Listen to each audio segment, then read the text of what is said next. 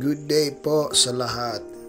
Ito po ang phase 3 ng rice field development natin dito sa Jays Park. Ito po yung creek, nakikita nyo, nililinis natin kasi kailangan natin iakyat yung tubig dito sa itaas.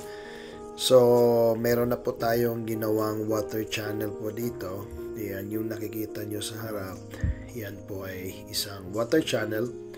Pinapalibutan po ang buong area ng rice field para well distributed natin yung tubig kung saan ay kinakailangan. So itong area na to, it's a unique rice field kasi gagawa natin ng intercropping ng mga iba't ibang gulay. So ito po ang resulta after na ginawa natin yung dam.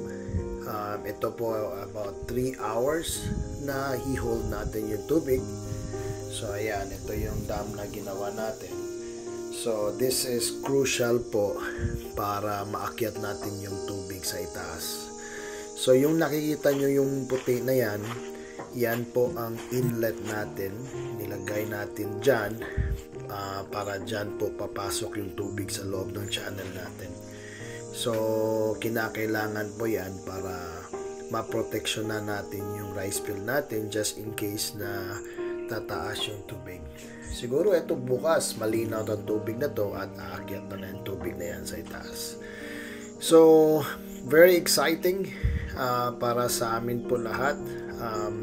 And again, this is something na subukan natin kasi nga karamihan ng mga rice field natin is monocropping siya. So hopefully po ito ay maging successful kasi yung in between ng channel po, yan na side na yan, yan po ay mapupuno ng gulay. Lalagyan natin ng maraming gulay dyan kasi nga katabi na siya ng tubig. It will be very efficient kasi kung mag-spray tayo ng organic fertilizer natin at the same time pwede natin gawin sa mga gulay natin. Yan, dalawang inlet natin na PVC. So yan po ay about 6 inches diameter na PVC, about 20 feet long. So mas mataas, mas maganda para yung defense wall natin sa baha ay medyo sustainable siya at medyo matibay. So looking forward po. So hopefully soon, siguro bukas meron na tayong update dito kung gaano na karami yung tubig. So maybe minor adjustment needs to be done, but we will keep you posted. Salamat. Have a good day, everyone.